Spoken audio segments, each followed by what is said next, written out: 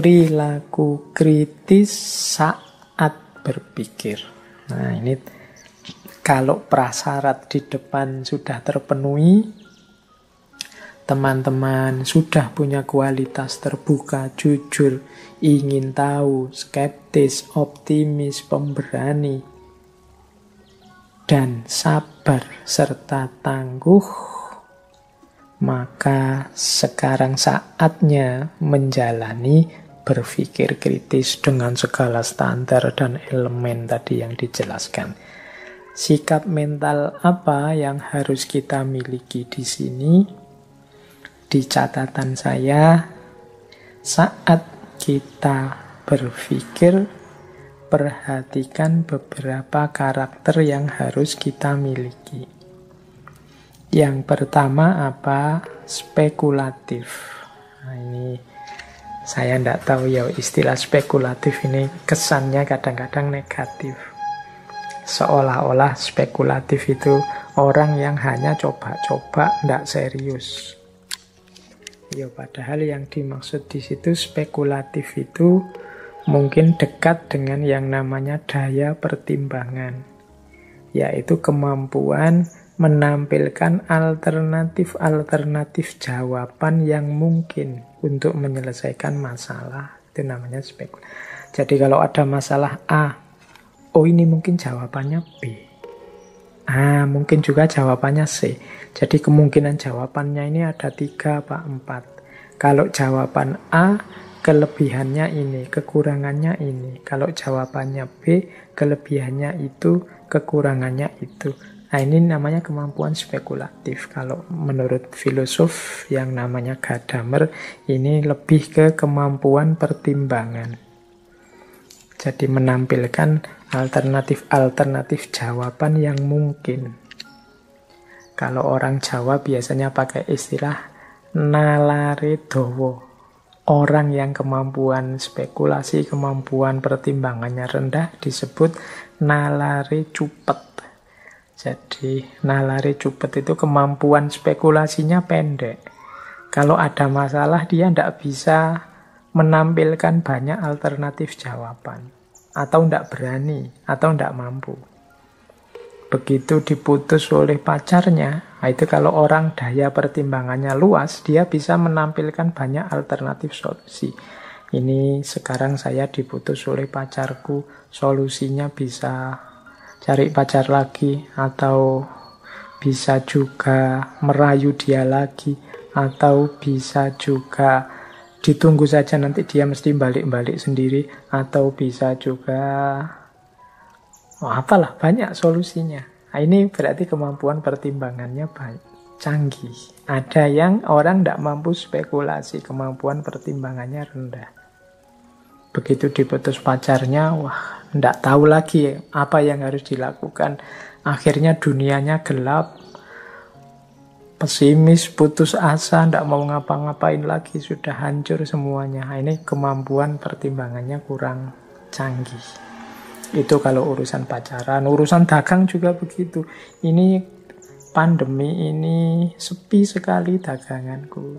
Ini yang bisa saya lakukan apa menghadapi situasi seperti ini. Nah, itu yang daya pertimbangannya rendah, mesti isinya ya mengeluh dan putus asa. Situasinya begini, hancur sudah aku, rusak sudah hidupku, dan seterusnya. Tapi yang kemampuan pertimbangannya tinggi, dia bisa menampilkan banyak alternatif-alternatif jawaban. Enaknya bagaimana? Mungkin melakukan ini. Tapi kalau melakukan ini, nanti resikonya ini. Atau mungkin ini saja. Nah, tapi kalau ini ada juga masih resikonya. Atau yang itu. Yang itu bagus sih, tapi berat. Nah, ini namanya kemampuan spekulasi. Nah, orang yang kritis harus canggih dan mau berspekulasi. Orang yang tidak mau menampilkan kemampuan pertimbangan atau spekulasi biasanya orang yang perspektifnya tunggal. Ngertinya kebenaran itu hanya ini dan tidak ada yang lain. Ya jatuhnya nanti jadinya tidak kritis. Kemudian yang kedua, perilaku kritis lagi adalah kesediaan untuk dituntun oleh pengalaman dan rasio. Maksudnya begini, orang yang berpikir kritis itu juga harus objektif terhadap pengalaman, terhadap rasio. Kesediaan dituntun itu ya kalau memang kenyataannya begitu ya diterima saja. Kalau memang menurut pikiran kita rasionalnya begitu ya diterima saja. Meskipun mungkin tidak sesuai dengan harapan kita. Nah ini namanya kritis. Jadi saya itu membayangkan kalau saya belajar sangat rajin semester ini itu IP ku 4 misalnya. Tapi kenyataannya IP-nya malah di bawah 3 misalnya. Nah itu ya kenyataan, diterima saja. Berarti kenyataan bunyinya begitu. Jadi kesediaan untuk dituntun itu ya kesediaan untuk menerima hasil observasi melalui pengalaman dan rasio.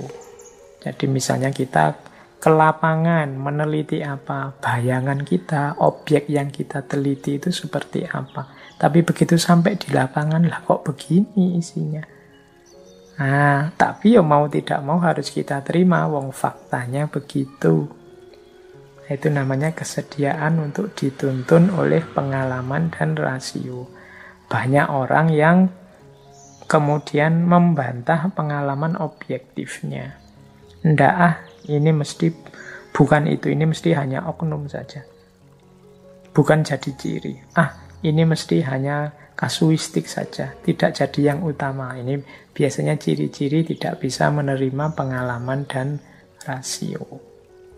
Yo harus diterima wong kenyataannya begitu. Meskipun kalau memang masalah ya kita lanjutkan ke aspek problem solvingnya. Cara menyelesaikan masalahnya gimana. Dan ini nyambung dengan ciri selanjutnya, siap menerima temuan. Jadi walah saya meneliti berbulan-bulan, kesimpulannya ternyata ini. Ya sudah harus mau diterima, ya memang hasilnya itu mau diapakan lagi. Ini termasuk kritis juga. Jadi kritis itu tidak boleh mengingkari temuan kita sendiri. Wong kita sudah menjalani proses berat kan sejak awal tadi dengan langkah-langkahnya, standarnya, elemennya. Ketemunya ternyata tidak sesuai harapan, ya tetap harus diterima. Siap menerima temuan, faktanya begitu. Hari ini itu kan banyak orang yang tidak siap melihat fakta, melihat temuan. Sehingga fakta yang objektif, yang sudah jelas benar salahnya diolah, dimanipulasi biar sesuai dengan keinginannya. Ini kadang-kadang sampai ke level menipu dirinya sendiri. Jangan lupa saya bilang tadi, kebenaran itu fitrah. Kalian akan gelisah terus kalau hidup di ranah yang kalian tahu padahal itu sebenarnya salah, keliru. Jadi berpikir kritis berarti siap menerima temuan apapun. Yang keempat, kritis berarti siap menghadapi kesalahan. Kita ini bukan malaikat, kita ini juga bukan yang tahu segalanya dan mampu segalanya. Kadang-kadang kita juga keliru, kadang-kadang kita juga salah. Ya kalau memang terbukti walahala ternyata salah saya tadi, ada data yang belum masuk, ada proses yang saya loncati, berarti temuan tadi salah. Ya diakui salah. Jangan ngeyel. Jadi siaplah menerima konsekuensi bahwa aku ini manusia yang bisa salah. Itu justru bagian dari perilaku kritis. Dan yang terakhir, saat berpikir, jangan lupa kita harus siap bersedia untuk menangguhkan keputusan apabila memang belum ketemu jawabannya yang benar. Jadi kebenarannya masih belum ketemu ini. Saya sudah meneliti kemana-mana, saya sudah mencari data, cari argumen kemana-mana, ternyata juga belum ketemu. Ya ditangguhkan dulu. Ditangguhkan itu berarti yo masih dalam proses, masih harus disabari. Jangan ngarang, jangan nekat. Jadi siap menangguhkan keputusan. Jadi ditunggu dulu sampai memang benar-benar ketemu hasilnya. Tidak boleh ngawur. Kalau ngawur karena urusan kebenaran. Kalau diawur nanti malah merusak semuanya. Oke, jadi ada 5 perilaku yang harus kita hidupkan saat kita berpikir. Yang pertama spekulatif, yang kedua siap dituntun oleh pengalaman dan rasio, yang ketiga siap menerima temuan, yang keempat siap menghadapi kesalahan, dan yang kelima siap menangguhkan keputusan. Yang terakhir, saat kita selesai, sudah menemukan kebenaran, ada 2 perilaku yang harus kita hidupkan. Yang pertama adalah toleran, dan yang kedua adalah tentativity. Toleran itu berarti kesadaran bahwa sangat mungkin orang lain menemukan kebenaran yang tidak sama dengan yang saat ini aku temukan. Dan tetap aku hargai temuannya, hasil jerih payahnya. Itu namanya toleran. Jadi menurutku kebenaran yang cocok itu ini, dan dia mungkin saja punya kesimpulan yang berbeda dengan aku, tapi tetap aku menghargainya. Meskipun aku tetap yakin yang benar ya kebenaranku. Ini namanya toleran. Jadi orang yang tidak mampu toleran itu nanti biasanya yang dikembangkan perilaku konflik. Jadi toleransi ini mempertimbangkan situasi yang beragam, kondisi yang tidak sama, pemahaman yang berbeda antar manusia. Yang kedua, tentatif. Tentatif itu kesadaran bahwa yang aku temukan sebagai kebenaran saat ini itu ya sesuai batas-batasku. Dan juga pastinya tidak terlepas dari kekurangan-kekuranganku. Maka kebenaran yang aku temukan saat ini itu ya bukan sesuatu yang mutlak. Saya yakini hari ini yang benar ini, tapi kalau besok ada fakta baru, data baru, argumen baru, dalil baru yang lebih kuat, ya saya ikut yang lebih benar dengan argumen yang lebih kuat. Nah, ini namanya tentativity. Jadi tidak memutlakkan pandangannya sendiri. Nanti ada tokoh kajian Islam kontemporer namanya Muhammad Arkun yang mengkritik gaya beragama manusia hari ini itu banyak yang kehilangan kesadaran tentatif. Sehingga akhirnya mereka menyembah pikirannya sendiri atau mensakralkan pikirannya sendiri. Kalau dalam bahasa Arab ini menggunakan istilah takdisul afkar, sakralisasi pemikiran, karena dia tidak siap untuk berubah, tidak menganggap bahwa pikirannya itu mungkin saja keliru, dianggapnya pasti baik, pasti benar, sehingga disakralkan meskipun ada bukti, data, pendukung argumen yang baru yang menunjukkan itu keliru, tidak diakui sebagai keliru. Baik, semoga teman-teman bisa menangkap dan menghidupkan perilaku sebelum berpikir, perilaku saat berpikir, dan perilaku setelah menemukan kebenaran setelah berpikir. Baik, nah sekarang ini yang terakhir ya, waktunya sudah mau habis. Penghalang untuk berpikir kritis. Apa saja sih yang menghalangi kita untuk berpikir dengan jelas, dengan benar, dengan argumentatif? Yang pertama, penghalang berpikir itu adalah egosentrisme. Egosentrisme itu thinking self as center of attention atau self-centered thinking. Jadi egosentrisme itu keakuan. Pokoknya kebenaran itu ya aku. Yang aku anggap benar, pasti itu benar. Yang aku anggap salah, pasti itu salah. Nah, ini namanya egosentrisme atau self-centered thinking. Nggak iso dikalahkan. Merasa dia sendiri yang paling benar. Ini kalau orang punya kualitas egosentris, biasanya susah untuk berpikir kritis. Yang kedua, penghalangnya lagi adalah sosiosentrisme. Ini mungkin lanjutannya egosentrisme. Kalau tadi kan menganggap dirinya sendiri sebagai pusatnya kebenaran, kalau ini sosiosentrisme ini menganggap kelompoknya sendiri sebagai yang lebih superior, sebagai yang lebih benar.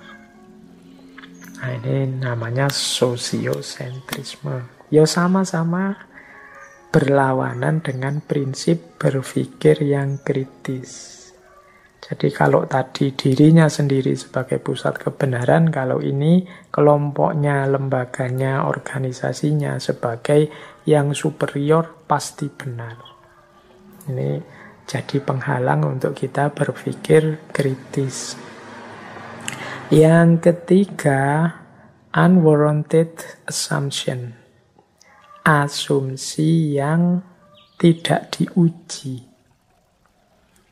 Jadi kita mengasumsikan sesuatu tapi tanpa dasar. Pokoknya Indonesia hari ini itu adalah negara yang mau hancur. Nah, terus kita membaca Indonesia dengan perspektif mau hancur ini sebagai asumsinya. Tapi ketika ditanya orang, dasarnya apa kok Indonesia ini dianggap mau hancur? Ya pokoknya rasanya begitu saja, dia pasti mau hancur. Nah, ini namanya asumsi yang tidak diuji. Tidak ada argumennya, tidak ada buktinya. Nah, ini juga menghalangi berpikir kritis. Kalau asumsinya sudah tidak teruji kebenarannya, ya hasil pikirannya kemungkinan juga tidak bisa dipertanggungjawabkan. Wong tidak ada dasarnya asumsinya tadi. Itu yang ketiga, unwarranted assumption. Yang keempat, wishful thinking. Wishful thinking ini mungkin mudahnya ya kita definisikan sebagai sejenis angan-angan.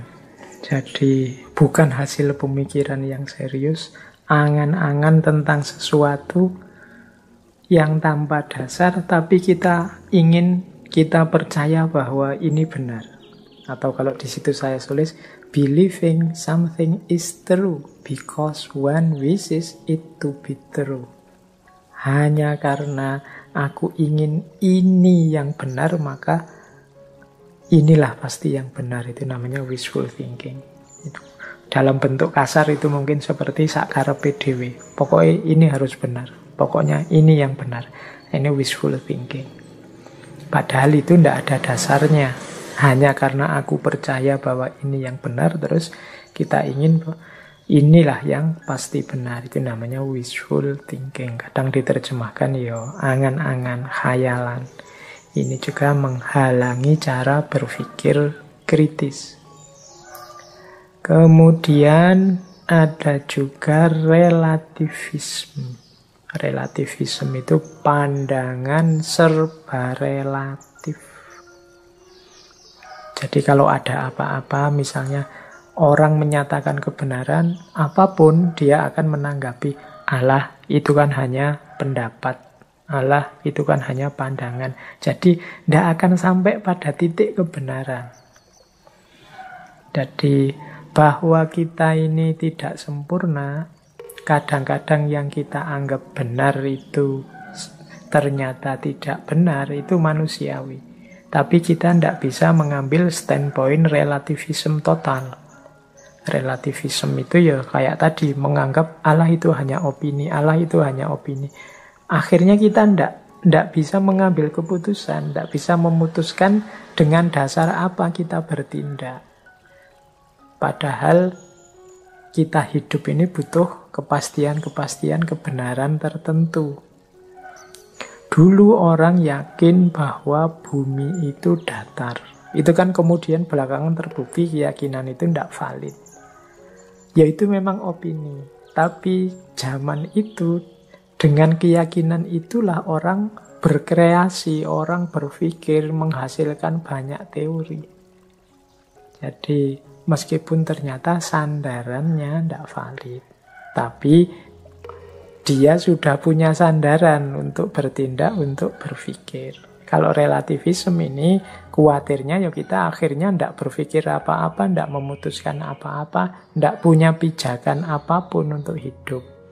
Semuanya dipandang tidak mesti. Kalau ada apa-apa, itu hanya pendapat saja, itu pandanganmu. Nah, akhirnya kita tidak punya pegangan. Hidup tidak bisa kita dengan dasar tidak ada pegangan sama sekali. Oke, ini hambatan-hambatan yang mungkin menghalangi kita untuk berpikir secara kritis. Jadi ada yang muncul dari egosentrisme, ada yang muncul dari sosiosentrisme, ada yang muncul dari asumsi-asumsi yang belum teruji, ada yang muncul dari wishful thinking, angan-angan tentang sesuatu yang kita pastikan kebenarannya, dan yang terakhir muncul dari relativism, menganggap semuanya serba relatif sehingga akhirnya kita malah bingung sendiri, tidak punya pijakan untuk hidup dan bertindak.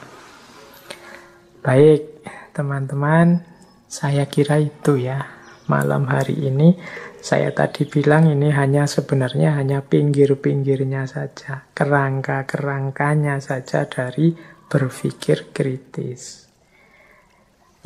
Isinya sebenarnya logika itu. Berpikir kritis itu modal utamanya logika, berpikir yang benar. Nanti mungkin di lain kesempatan kita kaji lebih dalam lagi tentang berpikir kritis ini, karena inti hakikat filsafat itu kan ada di berpikir yang benar. Filsafat sebagai proses, kuncinya adalah kemampuan seseorang berpikir yang benar. Maka harusnya yang minat dengan filsafat itu juga semangat untuk belajar cara berpikir yang benar, termasuk logika, mantek, atau teknik berpikir kritis, seperti yang malam hari ini kita bahas. Terima kasih sudah hadir. Salam sehat. Jangan lupa subscribe ya.